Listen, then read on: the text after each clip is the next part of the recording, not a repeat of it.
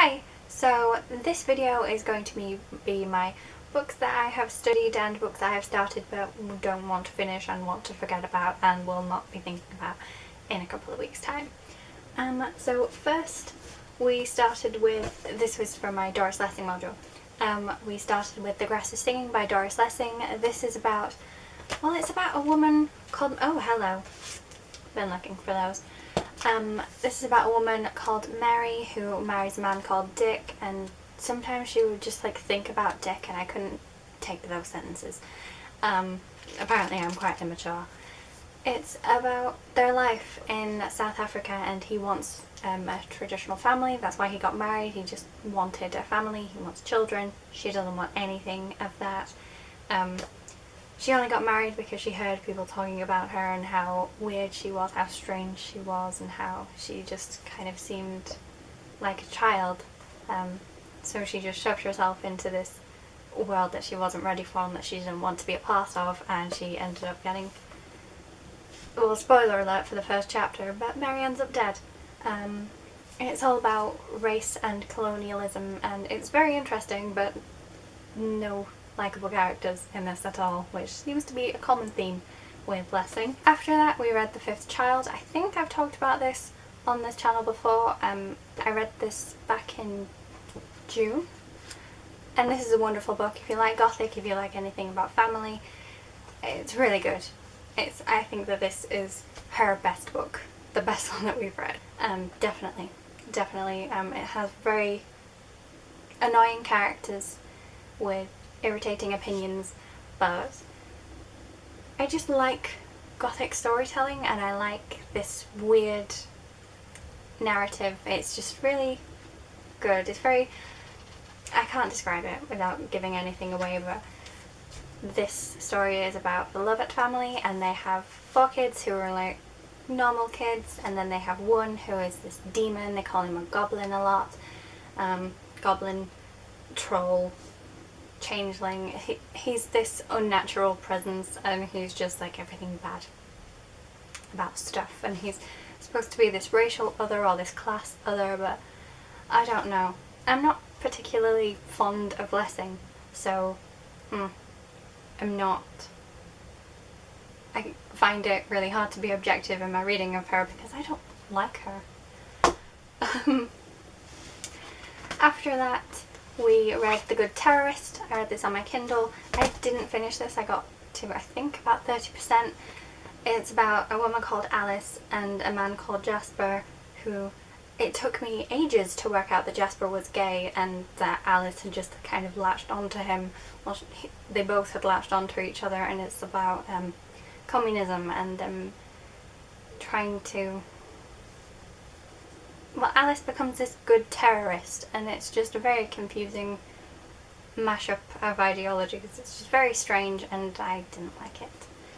So there's that. Oh, there was also Ben in the World. Ben in the World is the sequel to The Fifth Child. It's all about Ben, who is the fifth child, and it's about him when he's grown and he's moved out and he's dealing with being a different person in the wider world, not just in the family. And he gets taken advantage of a lot, and people just kind of abuse him or make fun of him. It's odd. It's really odd to look at the family's perspective of him. It's very odd to look at his perspective of the Lovett family because he feels like an outsider, but he loves his mother, and that comes across very strongly in this, and I think that he's a good character. He's just like a horrible person, but with no morals. So he's not really a horrible person, he just has no concept of right and wrong. There's a rape scene it's a very odd thing, because in The Fifth Child, David worries about what Ben will be like when he reaches sexual maturity. And in this, he has reached that point, and the woman is a prostitute and she says this is rape. But then she looks after him and she enjoys it, so it's just this really odd muddling. I don't like Lessing, and I don't like her use of it in that novel. I think that it's not very good.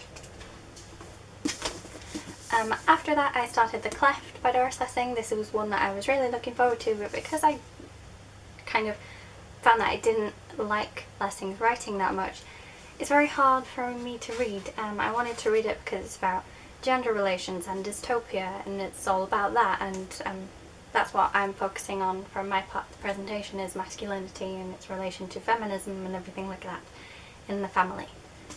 I thought that this book would be really good, but I'm finding Lessing's writing exhausting. So I haven't reached the end of that, and I probably won't, definitely won't before the presentation that we have to do. Is that it? Oh no! We also looked at Nella Lasts War. I posted a review of this, which I will link in the description box below, but it was just nice to... This thing is falling apart, I got this used, it's quite old.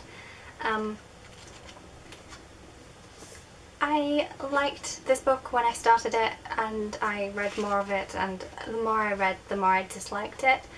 Sometimes it's easy to forget that she was a real woman, and that these things all really happened to her, and that she's just trying to be a part of this mass observation project, and she's just trying to capture everyday life, and it's easy to forget that everyday life is so boring.